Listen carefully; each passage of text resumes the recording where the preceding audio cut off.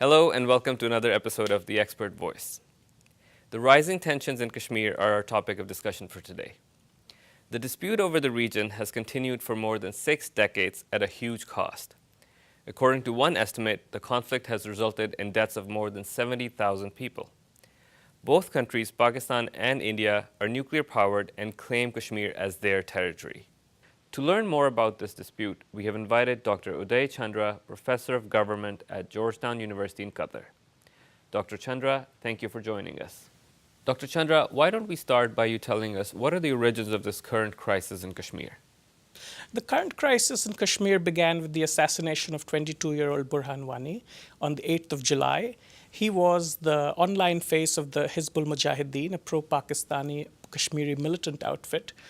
But his popularity on social media cut across factional divides, and his death at the hands of the Indian armed forces made him a martyr for many. Nearly 250,000 people attended his funeral on the 9th of July, and in the 3 months since then, widespread protests have erupted across the valley. Protesters may be unarmed, but their stones and abuses have clearly stung the Indian army. Thank you for that. And how have the governments of India and Pakistan reacted to this crisis? The Indian government viewed Burhan as a terrorist, and that's how it justified killing him. India's given free rein to its army to fire bullets and pellets at Kashmiri protesters on the streets, many of whom have been seriously injured and even blinded.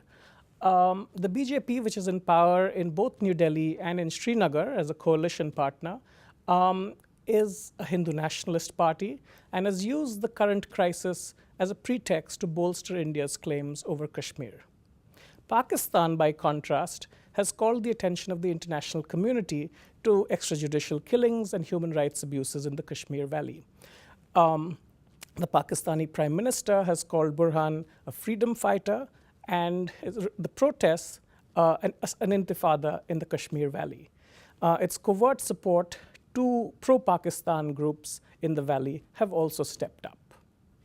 And lastly, what are the implications now for India, Pakistan, and Kashmir?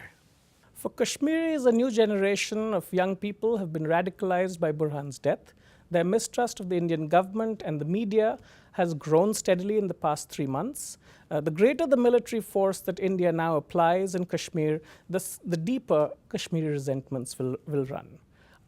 India has blamed Pakistan for harboring and supporting militants, counting Burhan as one of them. It's taken advantage of global Islamophobia to paint all Kashmiri Muslims as terrorists. It's threatening to abrogate the Indus Water Sharing Treaty with Pakistan. At the same time, India is considering whether a special development package for Kashmir might be a better way than security measures to re-engage Kashmiris in a dialogue process. On Pakistan's part, it's continuing to draw attention to India's growing human rights abuses in Kashmir. But that strategy could be risky and counterproductive because India is trying to put the spotlight back on Pakistan's strategy in Balochistan. Dr. Chandra, thank you very much for joining us. This has been The Expert Voice brought to you by Georgetown University in Qatar.